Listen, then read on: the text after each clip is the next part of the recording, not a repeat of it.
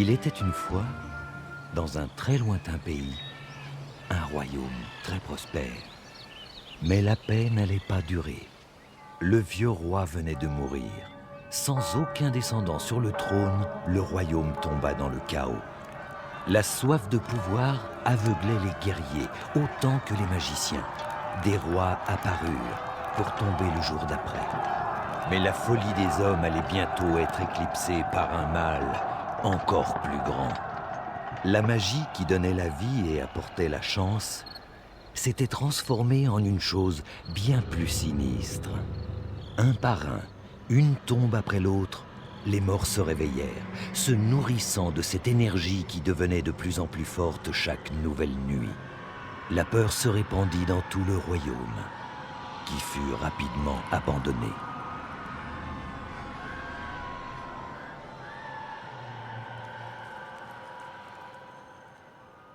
À la périphérie du royaume, près de l'Académie astrale, une voleuse était en train d'exécuter son plan sournois. Elle avait entendu parler d'un objet ancien d'une grande valeur. L'Académie astrale, laissée à l'abandon aux mains de ce terrible ennemi, n'avait personne pour garder le trésor en sécurité. Le moment était venu.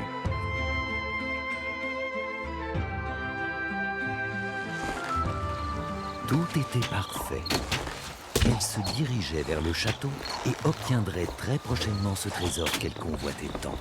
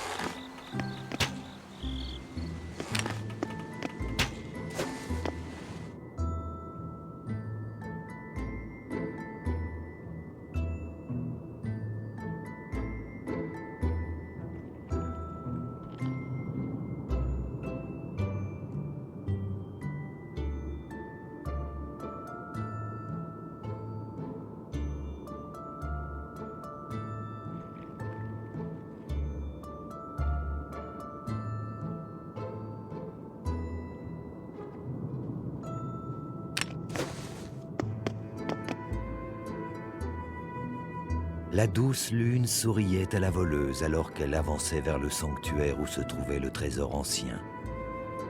Étrangement, le sort qui protégeait le sanctuaire la laissa entrer indemne.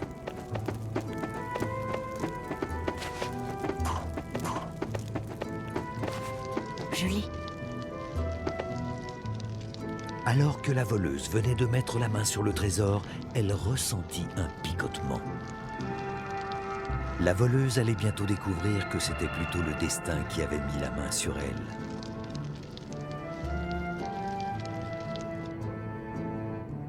À l'insu de la voleuse, un magicien venait de se réveiller.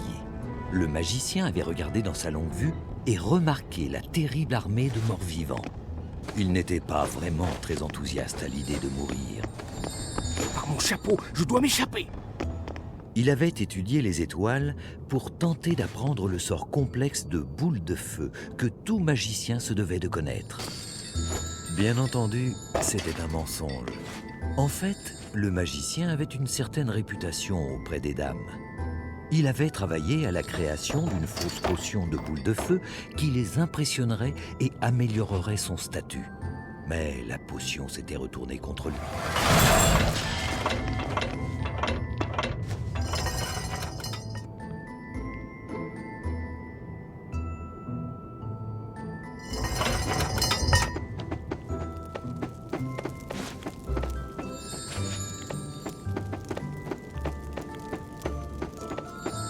Oh!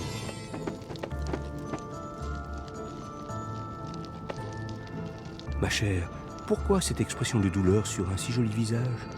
Quel est cet objet que vous tenez? Comment êtes-vous arrivé ici? Le magicien toucha la main de la voleuse, puis l'objet. Sa main y resta collée. Quelle est cette magie? Pour une fois, le magicien s'intéressa davantage à la magie. Il avait aussi peur pour sa chère vie. Mais quelqu'un d'autre à proximité se réjouissait de ce nouveau défi.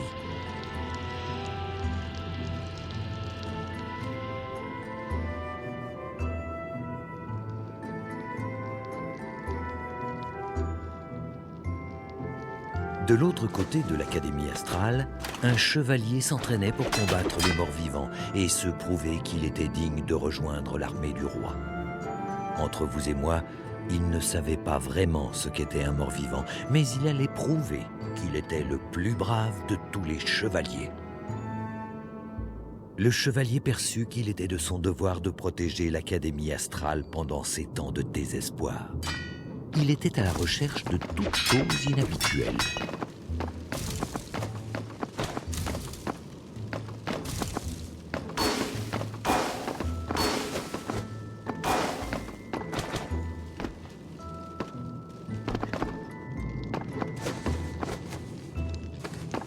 Le chevalier vit une faible lueur en provenance du vieux sanctuaire. Était-ce un voleur?